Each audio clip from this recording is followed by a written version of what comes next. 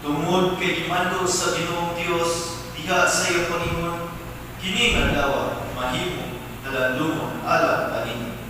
Kini ug sa tanan ninyong kalibutan, ingon nga permanenteng pag-ibig alang sa Ginoo. Ngano nga ang atong kalangon mauman ang man walay matubo. Tungod kay gimando sa Ginoong Dios diha sa iyo Panginoon, sulod sa pitong kaadlaw, kaon kamo sa pan na walay patubo. Sa unang adlaw, huwaan ninyo ang tanan patubo sa pan na anaa sa inyong mga balay. Kay kung may paulo pan na may patubo sa bisan unsang adlaw, gikan sa una hangtod sa kapitong adlaw, dili na siya isipon nasakop sa akong katawan. Sa ulugan ninyong kining pangilid sa pan na walay patubo, kay niining adlaw ipagawas ko kamo sa iyo.